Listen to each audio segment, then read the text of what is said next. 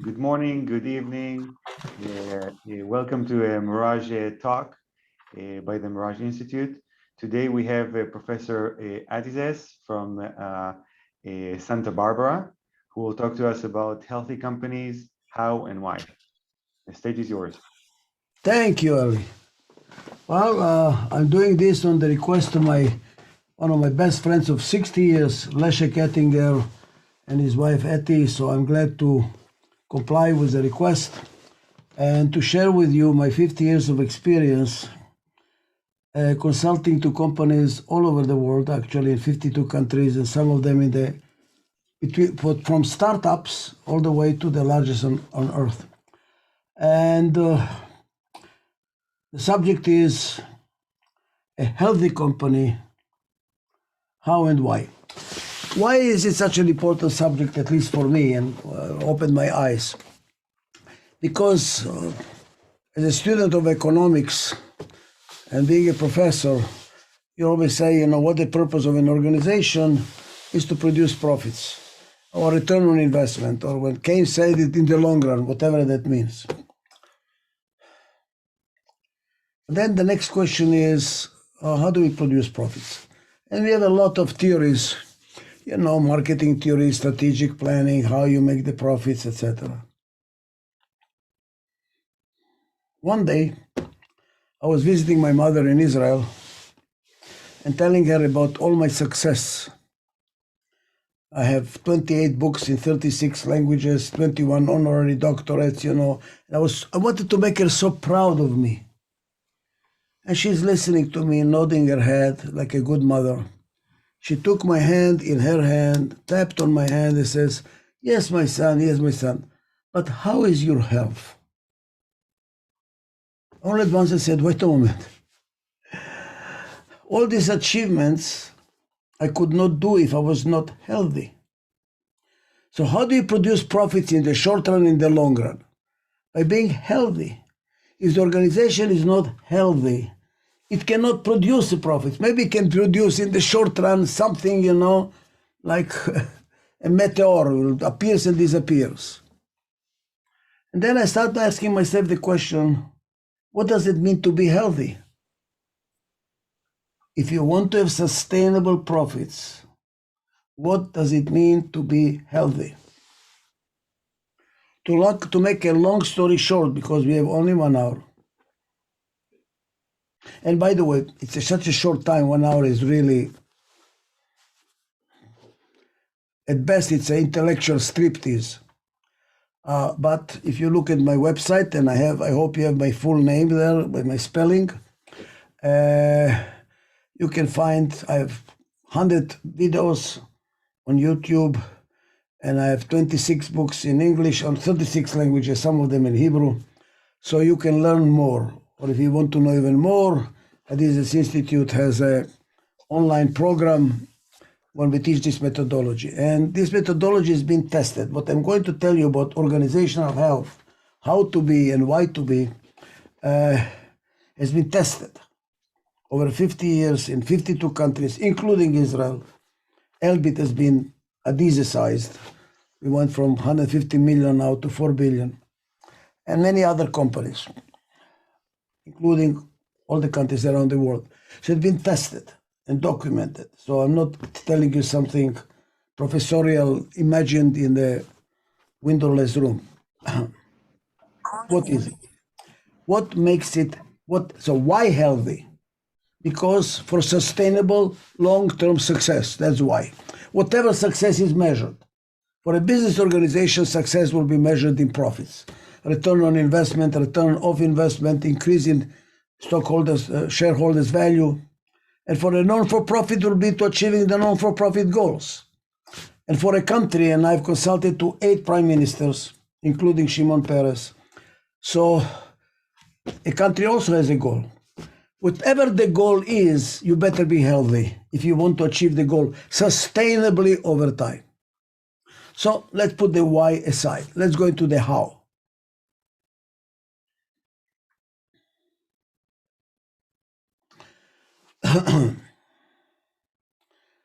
What I discovered in 50 years is that what makes an organization healthy is if it is effective and efficient in the short and the long run. And what does it mean to be effective? To satisfy client needs, whoever the client is. For a country, the client is a people. For a non-for-profit, the client is a purpose of the non-for-profit. For a business organization, ask yourself the question, who will cry if I die? That's my measurement. Who gives a shit? Who needs you? And I differentiate between client, customer, and stakeholders, which in the literature is a big confusion. For me, a client is who makes a decision to buy, not necessarily who consumes it. Who makes the decision? Not who pays. And the stakeholders are whom do you have to keep relatively happy so they continue giving you the resources you need to satisfy the client needs. So the focus is on the client. Client needs, who makes a decision to pay. And you can measure that. How do you measure it? Look at a restaurant. If the people don't come back to the restaurant, how good is the restaurant? Not very good. So the measurement that I use in my consulting practice is, what is the repeat sales? What percentage of sales are repeat sales? Are they coming back? If they're coming back, you mean that you're satisfying the need in a competitive market. And by the way, this applies not just to the CEO of the company. It applies to any manager in the company. Accounting has clients too. Who is a client?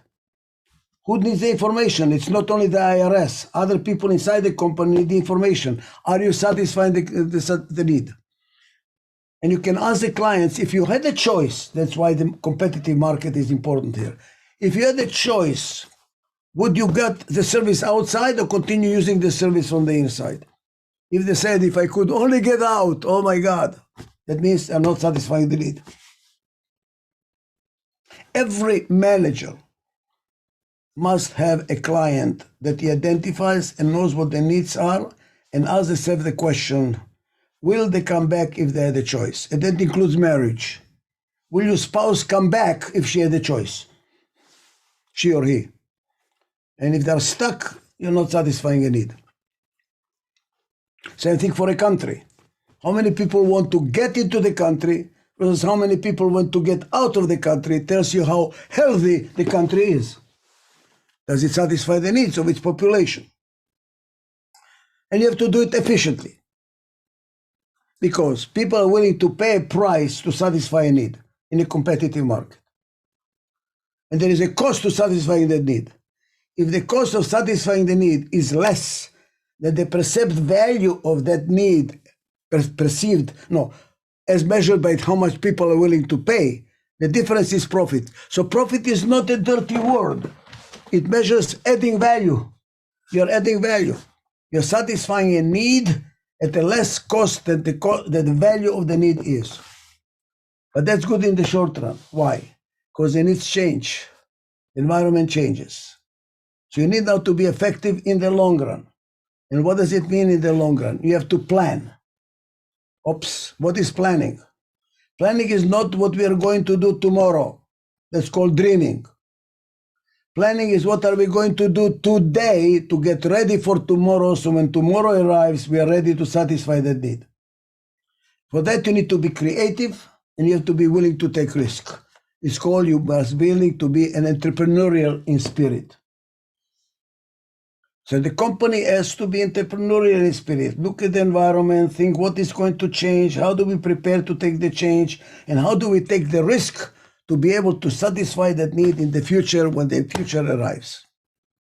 Not good enough. To be efficient in the long run, we also have to be integrated. Why integration is important? Because when the company is not integrated, when there is a lot of internal fighting, there is a lot of wasted energy. And we know from physics that energy is fixed. So any energy that is being wasted on fighting is not available to fight the market. I had companies startup companies, where the technology was incredible, patent, competitive advantage in technology. The market was dying for the product or for the service. And when you have a market and you have a technology, money will come. They will come and knock on your door and they want to give you the money. So they had money, market, and technology and went bankrupt. How come? The parties were fighting. That's how come. And when you fight inside, your eyes go inside, they don't look outside. And you miss the opportunity. So you need internal integration, working together. Now let me tell you what internal integration means, which is the source of being healthy. Without integration, the first three roles, satisfying client needs efficiently, proactively, will not work. Why? Because energy is wasted on fighting. So integration is a platform on which everything else happens. It's the essence. What is it? Most important part of my presentation to you today. Most important part. Whenever there is change, there are problems. Why? Well, here's why. What is change? Something new is happening out there. New. That's why change. It's new. Now you have to decide what to do about it. And it's like coming to an intersection, and I have to decide, do I go left, do I go right, what do I do?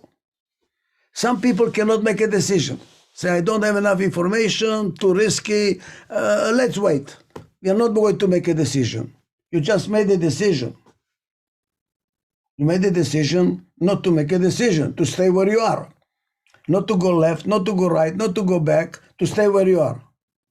And maybe it's a worse decision. Why?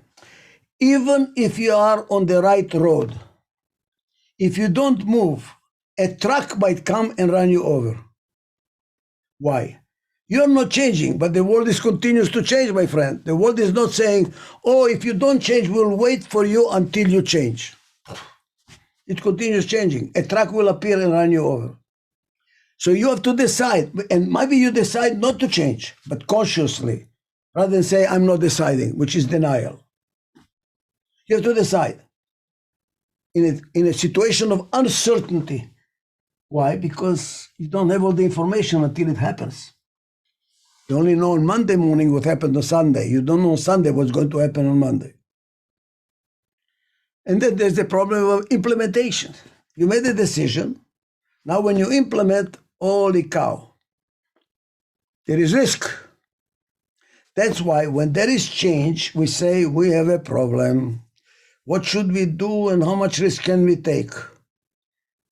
So the more change, the more problems. So what? What causes these problems? Everything is a system. A company is a system. Every system is comprised of subsystems. Let's take a company. It has a marketing subsystem, sales subsystem, production subsystem, financial accounting subsystem, information system subsystem, human resources subsystem, many subsystems. What I discovered is that the subsystems do not advance in synchronicity at the same speed. Marketing changes fast. Well, but we need a new product line, and how do we advertise it? How do we price it? Okay, it will take some time to make a plan. How long does it take to change the sales effort? Retrain the salesmen, retrain the customers, takes a little bit longer, huh? How long does it take to change operations and production? Holy cow, that's why all the people in operations say, guys, slow down, goddammit, we cannot catch up. How long does it take to change the accounting system, the information system? You should live long enough. And how long does it take to change the human capital? Attitudes, climate, people. Wow. Now look what that means. Whenever there is change, there are gaps in the system called disintegration, manifested in what we call problems. All problems, whether you have a problems in personal life, whether you have a problems in your marriage, whether you have a problem in your company, whether you have a problem in a country, hello, Israel, are you hearing me? Comes from disintegration caused by change. So what do? Stop change in order not to have problems. And that's what some fanatic religions try to do. Some fanatic Orthodox Jews still live in the Middle Ages. Same thing with their fanatic Muslims, fanatic Christianity. They say stop change. Does it work? You're anachronistic. It doesn't work. You don't have a choice. We need to change. You don't have a choice. So we need to learn how to manage change. And how do we do that? Here is the bottom line. The bottom line. If everything, all problems are caused by change, manifested by causing disintegration, what is the solution? Real solution, not band-aid solution. Change the product, raise the price, give a discount, do more advertising, fire the president, have another president. These are all band-aids. The real solution, strategic solution, if all problems are caused by disintegration, what is the solution? Integration. Align the subsystems. Subsystems alignment. By the way, go to Adizes.com website, you find out testimonials. A company by the name Wonderful that owns Fiji Water, 60% of the pistachio market, biggest farm in the United States. They went from $12 million sales to $4 billion sales. And the owner is still 100% owner. Organic growth. Look at the website. It says, thanks to the Adizes methodology. And when you ask him, what is the secret? He says, alignment. Because whenever you change, you start falling apart. The trick is not to fall apart as you change. For some of you probably are in fast-growing companies. Beware. Beware. I'm going to say 3 times. Beware. No company should grow like this. Because if you grow like this, there is only one way, eventually, down. You will fall apart. You will fall apart. The question is only when. The franchisees will sue you, the licensees will sue you, the government will sue you, the clients will sue you. Something will happen. I don't know what, but something will happen. Quality of the product is no good. Something will happen. Look at another testimonial, because some of you are probably in high tech. Applied Material. When I started with them, there were 400 million. When I left, it's done 15 billion. What was the trick? Alignment, alignment, alignment, alignment, alignment. Don't allow disalignment. How do you do that? How do you do that alignment?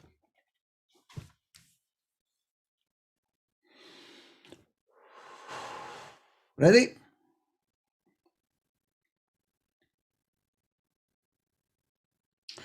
In order to manage change, you need to decide and to implement the decision. Here you have uncertainty, here you have risk. In order to make a good decision, you have to take into account the subsystems and to align them. The decision has to align them, right? Now look, big picture first. Then you go to the details, which I cannot because of time. I'm already... You have a subsystem that deals with effectiveness. A subsystem that deals with efficiency. Subsystem that should deal with the long-term effectiveness. Subsystem that should deal with the integration. Short-term effectiveness, who does that? Sales. You have to satisfy present client needs. Production, produce present client needs. Who takes care of efficiency? Accounting, human resources, the right people at the right jobs and the right compensation with the right whatever. Quality control. Who does the long-term effectiveness? Marketing, looking at the long run. Where are we going? What's happening in the market? What's changing? What should we be doing? Strategic planning, new product development, R&D, systems design, not help desk, system design in IT. Who does the integration? Excellent question. Most companies have nobody doing that. And they hire some consultant to do OD development. Don't have a short-term solution to a long-term problem. Because that's a long-term problem. Why? Because change is ongoing. You need to have somebody ongoing doing the integration. And that's Adizes Institute, if I can give you a commercial. We do that for the companies. Keep it continuously aligned, so you can grow from 12 million to 4 billion.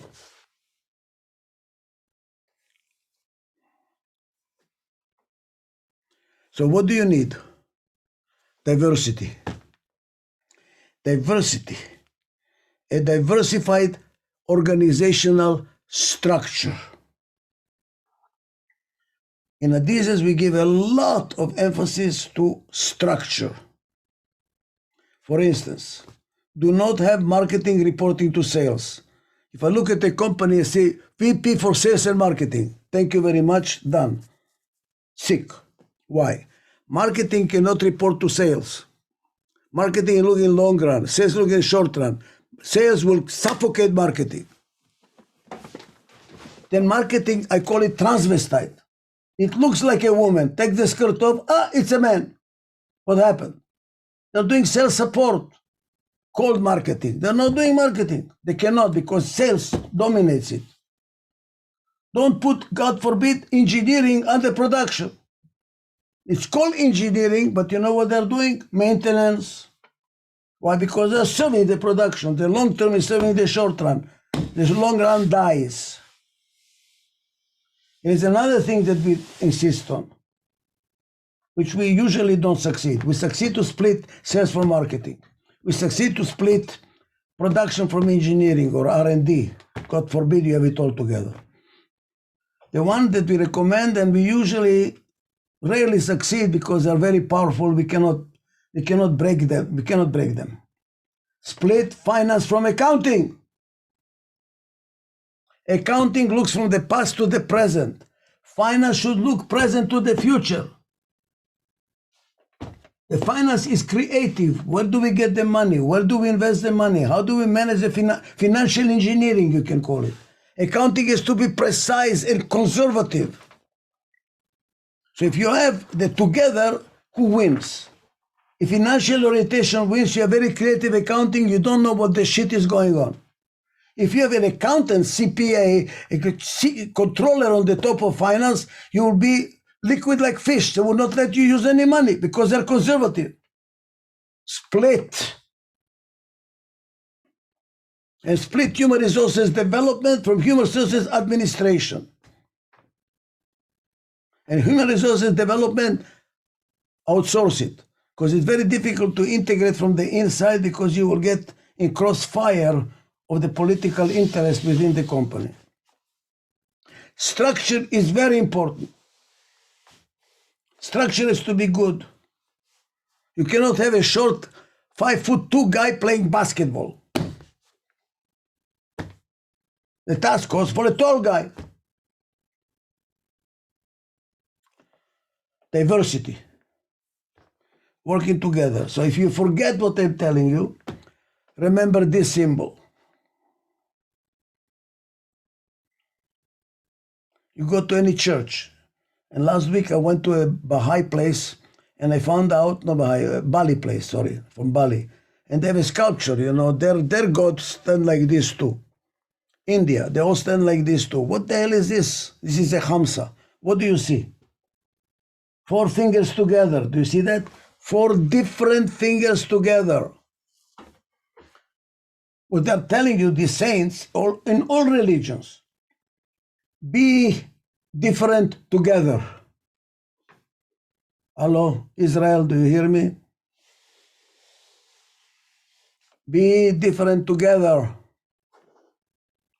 And in the Middle East, when we curse each other, God forbid, we do like this in the face. What does it tell you? Be different, not together. Now you waste all the energy. And you're dying. In America is also in problem. We are increasingly going this way. That's why America is on the decline. America is on the decline. We used to be different together. Live and let live. Not anymore. Next question. Why should they be together? And by the way, some political ideologies, religions, say we should be together, but not different. The same. Look at this. The same together. Communism, fascism, and fanatic religions. Inquisition. Present time Muslim, fanatic Muslims. If you're not a Muslim, we behead you. Middle Ages, if you're not Christian, we kick you out of Spain or put you in Inquisition. Communism, fascism. And what happens? Paralysis, that's what happens. Spain got paralyzed from the Middle Ages because they kicked the Jews out. Now they want them back because we need diversity. But why should we be together? Okay, be together. Why? Because there should be symbiosis. We benefit from being together.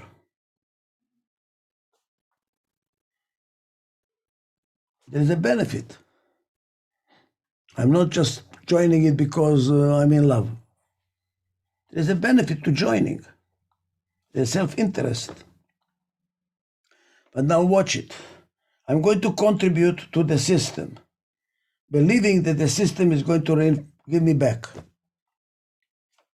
Would you give money to a corrupt government? Would you pay taxes honestly in a corrupt government? Probably not. If they're corrupt, I will be corrupt too. But if you believe in the system and you benefit education and health and security and whatever, gladly I will pay my share. So, in order to have symbiosis, you need mutual trust. In order to have synergy and growthful diversity, you need mutual respect. I accept your differences. You don't have to be the same. So a healthy system is symbiotic and synergistic. Diversity that works together with mutual trust and respect. If there is no symbiosis, the human body will fall apart. If there is no synergy, it will not be growing. Same thing for a company. Same thing for a country. Same thing for a marriage. All systems. And what makes it symbiotic? Symbiotic and synergetic. What makes it synergetic is mutual respect. You don't have to be like me. You don't have to be the same. The kidney does not interfere with the heart, and the heart does not interfere with the lungs, and the lungs don't interfere with whatever. Who interferes? Cancer. It does not have respect for the other organs. You have to be like me. You can call the cancer being a fascist, you know, or a communist, whatever it is. They want to monopolize the whole body, and in doing so, kill the body. Fanatic exclusivity is cancerous. You want diversity, which is growthful, synergetic, because it has mutual respect of differences. I respect your difference. You don't have to be like me. Live and let live. And for symbiosis, you need mutual trust. Why? I'm contributing to a system I trust. If I don't trust it, why the hell am I doing it? So what is a healthy company, my friends? A healthy company is one that has a culture of mutual trust and respect. Thank you very much. I think I finished my lecture. All the rest is commentary.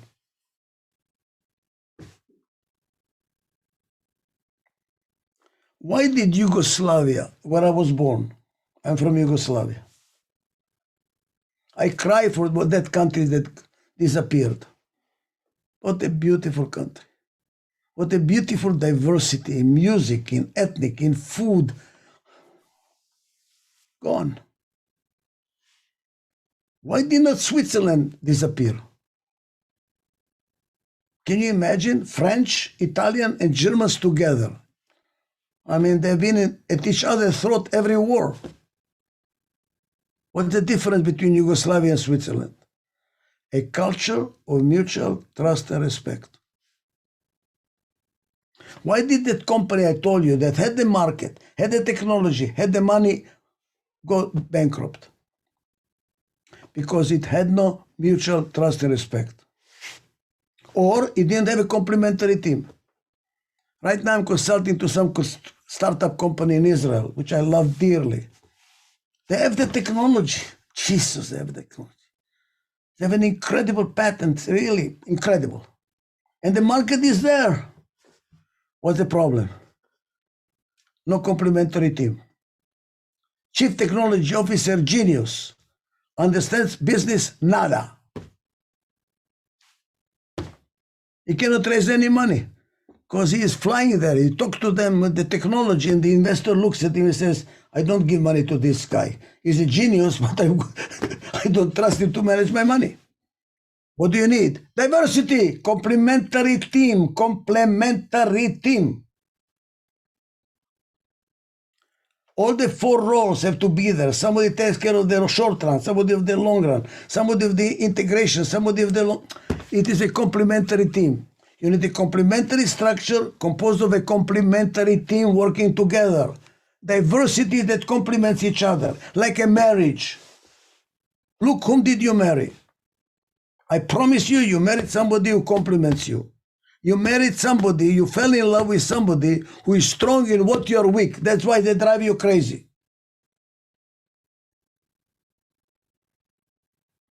And what's the problem? You want them to be strong in what you are strong, but they cannot be, because what you are strong in, they're weak in. How can they be strong in what you are? Why you're not like me? Because I'm not you. Complementary team, complementary structure, working with mutual trust and respect. That is a secret. What makes a company successful, what makes a country successful, is not the resources you have. What made America successful? What made America successful? Is not resources. Other countries have more. It's not size. Other countries maybe are bigger. What was it? Diversity with mutual trust and respect. And the moment America loses it, it's on its way down. It is on its way down.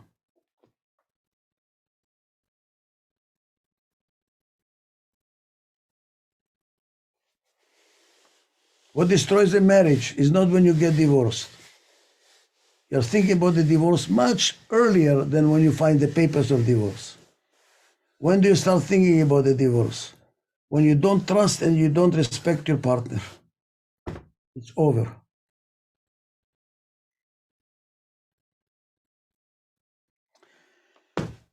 The biggest asset a company can have is an asset it cannot sell.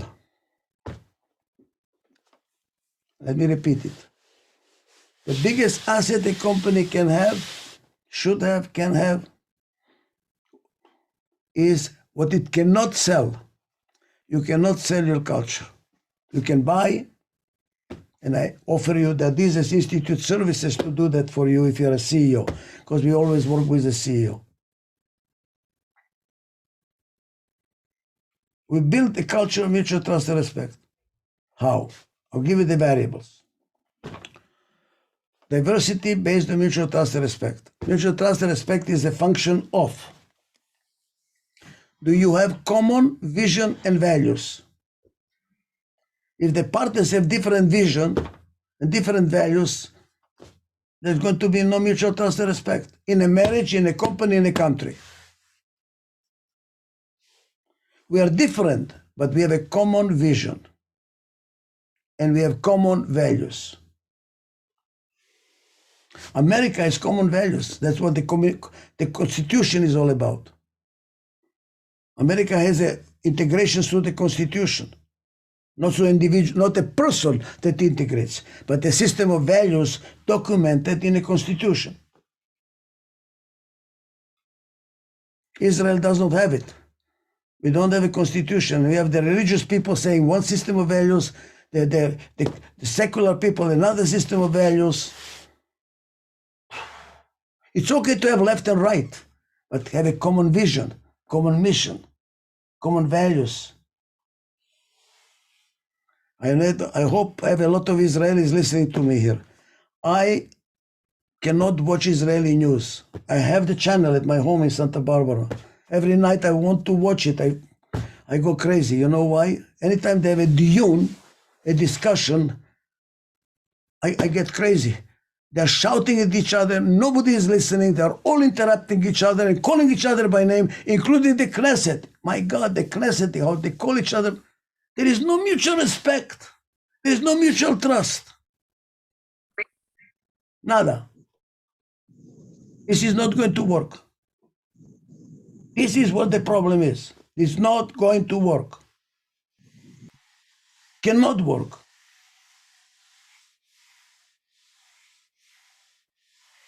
Same thing with a marriage. Same thing with your own personal career. How much self-respect and trust do you have? It's called self-esteem. If you don't trust yourself, if you don't respect your own decisions, how the hell are you going to build a career? So you need common vision and values, 1. 2, you need a correctly diversified organizational structure. Correctly diversified organizational structure. I only gave you a little tip here and there. It's much more complicated than that. It's like architecture. It takes me 3 years to train people in the Adizes Institute to be certified to do organizational architecture. 3 years. Do it right. You're not just building a Shikun Amamipo. You're trying to build the Taj Mahal. Next. A disciplined decision-making process. How to run goddamn meetings. What is the agenda? How correct, not the agenda. How do you correctly run a meeting? So that you avoid management by committee. Because you can have a diversified structure, diversified styles of people, but when they get together, you get a management by committee and it becomes a mess. Why? Because they are different, there is going to be conflict. And the conflict can become destructive. They interrupt each other, they get upset with each other, the voices get up, and that creates distrust and disrespect, and we are going south. So we have a whole, for instance, I'm sorry I'm doing this marketing, but how otherwise I tell you, so it's not just theory. We have a course, online or in person, how to run meetings correctly, how to run diversity to come to conclusions together and agree on a decision and feel good about it. So we capitalize on diversity. We don't reject diversity. We create a synergetic environment where we learn from each other by exchanging views and learning from each other. There is a whole methodology how you run a meeting correctly. So you need common vision and values, diversified structure, diversified team, managing meetings in a disciplined way based on mutual trust and respect. If you don't take the course, okay, I'll tell you what the bottom line is. Forbid anything in your company that causes disrespect and mistrust. And anything that encourages respect and trust, reward. That's it. You got the course. So you can recreate the wheel if you want, or come and learn the wheel. We'll give you the wheel. Not good enough. So you have a vision, values, structure, decision-making process, and what else do you need? The right people. And what is the right people? It's not what you know, it's what you are. I was very impressed. There was an interview with Musk, Elon Musk, and asking what the biggest mistakes you did. He said, I paid too much attention to people's competencies, not enough about their personality and attitude. Bravo, Elon, you got it. What people know becomes obsolete over time. You can buy knowledge, guys. Only money. Personality, you cannot buy. Pay attention to what kind of a people are they. What does it mean? Do they command and grant respect and trust? Like in the Israeli Air Force, would you fly with them in your lahaka? Would you fly with them? Will you trust him to fly with you? Would you turn your back to them? Do you work with people you trust? And you respect. What does it mean? They know how to disagree without being disagreeable. Like a good wife. What is a good wife? A valiant wife in the Jewish religion. Ezer Keneged. How can she be Ezer Keneged? How can she be helpful if she's against? By being against. Telling you where are the holes in your argument. Respectfully. If it's not done respectfully, if you have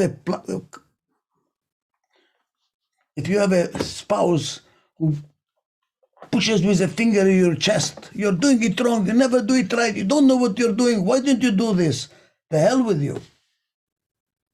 It's not helpful. You want somebody that does it lovingly, respectfully, exchanging. It has to be mutual. I learn from you, you learn from me. It's a personality. Make decisions with faith rather than from fear. So if you have the right people in the right structure, with a common vision, values, making decisions with a disciplined way that nourishes mutual trust and respect, you have a healthy organization. Bravo. You will sustainably successful.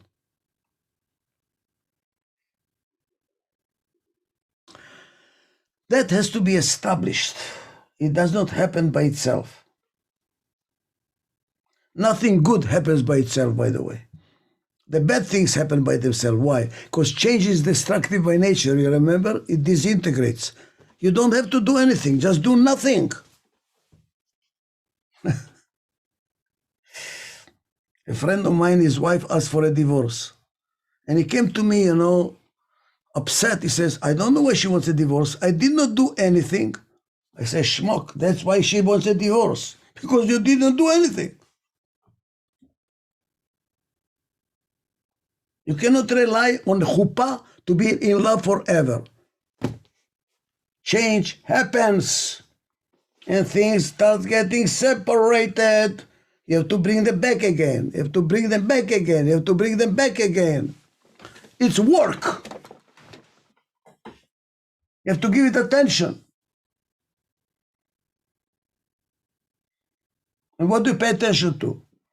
What undermines trust and what undermines respect. Not only with your spouse, with your children. Grow children that have respect and trust, which unfortunately we are losing with the goddamn games and with the television, with all the, we're losing the kids. They're losing the kids. They're losing respect for their parents because they know more than the parents how to manage a TV and how to manage a telephone. I'm like an idiot. I say, Sean, what should I do? How do I do that? I'm the idiot and he's a genius now. My kid is a genius and I'm the idiot. And the whole thing is upside down now.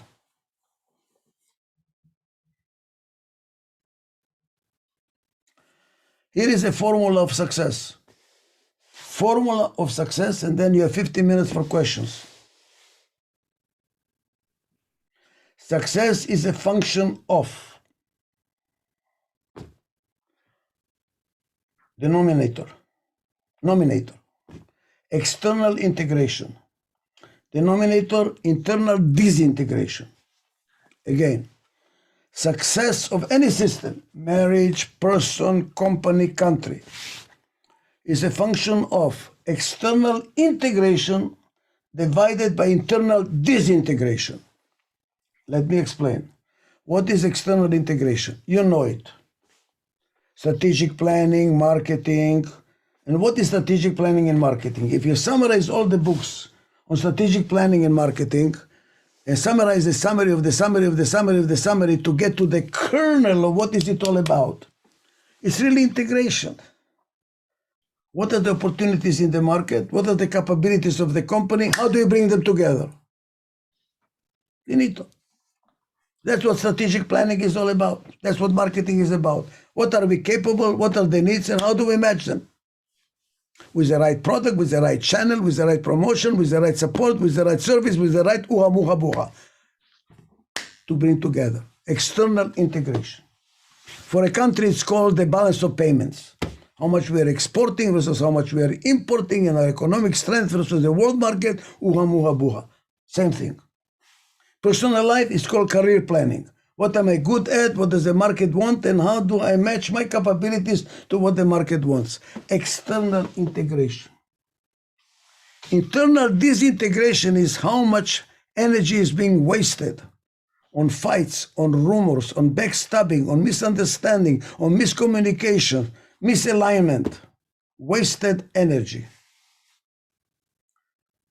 which comes from lack of mutual trust and respect.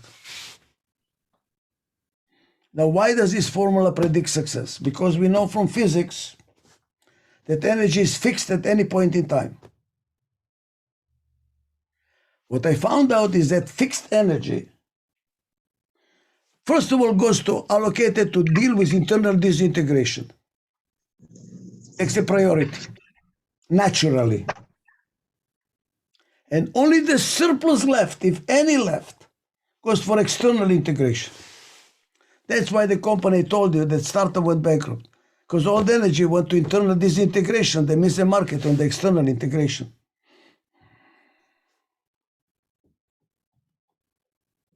Adizes methodology for helping companies grow from 12 million to 4 billion is to minimize internal disintegration, common vision, values, the right organization structure, the right decision-making process, the right people. It reduces internal disintegration. The energy gets freed for external integration, and kadima poel. That is the whole secret. I just gave you the whole secret. Here it is. It explains personal success. You want people that are calmed down. They don't talk too much. Clear eyes. Peace here.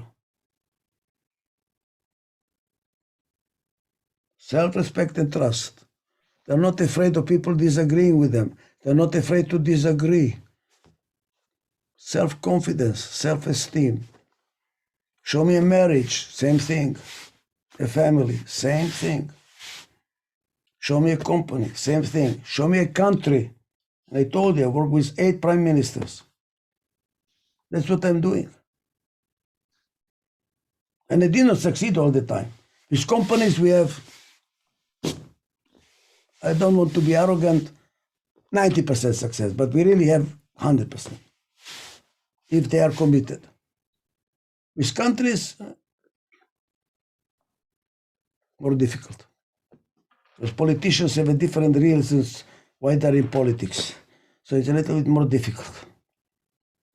Much more difficult. But the principles are the same. The theory is the same. The protocols are the same. adapt it to a company while they're on their life cycle. It's like medicine. So you decide you want 100 milligrams or 50 milligrams or 5 milligrams. We adapt the medicine to the company, so it's custom made. It's not the same treatment all, but the principles are the same. Any questions? We have 7 minutes for 1 or 2 questions. Давай. If you have questions, feel free either to open your mic and ask directly, or you can put it in chat. Please don't be shy. Because if there are no questions... I have a quick question. Okay, good. Who is this? My name's Chuck. Okay, Chuck, let me hear from you. So in the context of you have a startup company and you have the strong-willed members that don't know how to agree, what do you do to allow them to identify and see themselves for what they are? In other words, what tools do you use to help them see that they're not communicating? When people disagree with them, that's good enough. When people don't understand what he's talking about. I just had one guy like this. Yeah, I called him type E, very creative. I mean, they fly 40,000 feet up there. They don't see the details down there. They jump from one subject to the other. I call them Trumpists. They're like Trump. He jumps from one subject to the other, to the third, to the fifth, to the sixth. You cannot follow them. It's like Mercury. So people say, I don't understand what you're talking about. Yes, but you talk about that you deliver tools and you develop. Oh yeah, look. Okay, I'll give you the. If you're asking the tools, I'll tell you the tools. It's not to identify they're not communicating. It's better. The question should be, how do you make them communicate together when they're different? That's what you're asking me, right? Sure. Okay, look. Well, no, it's one step before. I apologize. It is actually one step before. One of the problems is to get them to understand and see themselves from the outside. You have two strong people. One is the CEO that has okay, do you understand the question? I think I understand. Look, some people are so arrogant. The piece went to their head, they know everything, and then they don't. By the way, it's called typical Israeli, seldom right, but never in doubt. They're never in doubt, but they're always, they're right. Never mind what you talk about it, they're right. Now, how the hell do you make them realize that maybe you can learn something, you schmuck? And I think, look, I ignore what they want. I make rules. And you don't want to follow my rules, hire somebody else. And the rules that I have will tell you how. I tell them, I'll tell you the rules, you will understand the validity of the rules down the road. Right now, follow the rules. Give you the first example. We start meetings on time. Why? Because if you come late, you're showing disrespect. We are waiting for you, you schmuck. We cannot start the meeting. You think you're more important than we are. I was on the telephone. You think you have more important things that we do? We start on time. If you're late, you have to do push-ups in front of everyone. One push-up for every minute you're late. Or donate money to whatever donation you want. You must be on time. Period. Or if you're late more than 10 minutes, don't come to the meeting. Goodbye. Show respect. You have to stop on time the meeting. Why? Because maybe the guy has another meeting. Now you're prohibiting from going to the other meeting. Respect time. Start there. Next one.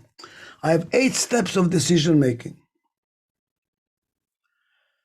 First step is, I call it the freeze. We start every meeting with 5 minutes, asking everybody, how do you feel about the meeting we are going to have? Why? Because people come into hectic environment we live. From another meeting or from work to the meeting, the body is there, but the mind is not there. They're still where they're coming from. Now we cannot start the meeting because your mind is not here. So we start the first 5 minutes. How do you feel about the meeting we are going to have? So he has to bring his mind to where the body is. Then we start the next step. What accumulate? What are we talking about? And usually we get into something called definitions. What do you mean by the words you use? You would not believe, Chuck, how much communication problems there are because people have different definitions to the words. This guy comes from that company, budgeting was done that way. That guy comes from that budget. What do you mean by the word budgeting? You won't believe the discussion we have about budgets. Budgets are not forecasting. Budgets are not dreaming. What are budgets? So we define the words we use. In applied material, I spend a full day discussing what's a module. Everybody a different definition. And in Elbit, 30 years ago, you wouldn't believe it. We spent a day defining what is a systems engineer. And people say it does not exist. You know, it's electronic or mechanical or whatever. And one guy said, I'm resigning because you don't respect me that I'm a system engineer. What do you mean by the words you use? What is planning? What do you mean? So we accumulate and we define the words we use. I changed Bank of America in 1982, Chuck, just with that little trick. I asked them, what business are you in? They almost fired me. We are paying you so much money and you don't know what a bank is? I said, no, I don't. Tell me what is a bank. We take loans, we take savings, we pay, we give loans, we take money, the difference is ours. I say, you're dead. You are saving a loan company, you're dead. And we spent time defining what should the bank be. And we came to the conclusion it should be fee-based. Fee-based in today's world. And now we change it here. Financial services, fuck banking, financial services company. You have to define the words you use. After that, we accumulate. What are we talking about? What do you think we are talking about? What do you think is the problem? What do you think is the problem? What do you think is the problem? What do we think is the problem? We do patterns. Then we go, aha, I think the problem is. Do you agree? Questions, doubt, disagreements. Until we agree what the problem is. Okay, now what do we do about it? Criteria, what's a good decision? So there is a whole manual. That's what we spent 5 days teaching you. And I ignore what people want. Some people say, this is bullshit. I don't have time to sit in these goddamn meetings. Resign. But you are going to be a player of a team. As a team player, you have to play as a team and follow the rules. That's what you hired Adizes, to teach you the rules. Period. Do the rules. And if you do the rules, people say, wow, it's working. I know, schmuck, because there are rules. How do we work together? How can we work together if we don't have rules? There should be rules. All participative sports have rules. Even war has rules.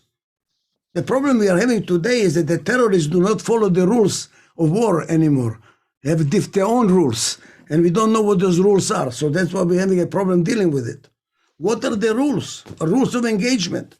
And we created the rules, 50 years of experience, created the rules. We teach the rules. I ignore what people want. I ignore that they are arrogant. I ignore that they have a piece in their head and know everything. Say, okay, just follow the rules. Just follow the rules and play the game. The rest will come by itself. I hope I answered you. I think that if I needed to extrapolate, you said 3 things. You said, first of all, establish respect, which means listening to each other. The second thing is identify what each person thinks is the problem, and then bring it all together and discuss it together. Force them to listen to each other.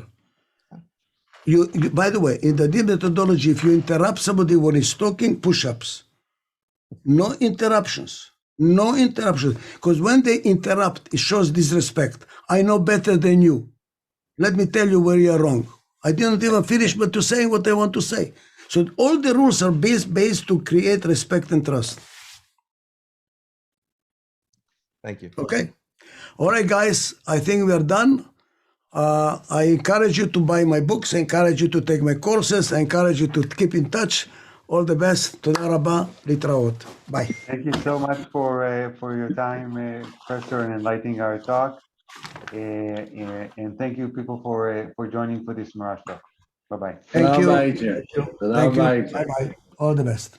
תודה, איצ'ה, תודה. תודה. הנה, לשק פה. אהלן. אוקיי, לשק. תודה רבה. ביי. תודה רבה, להתראות כולם. Sei gesund. Sei gesund.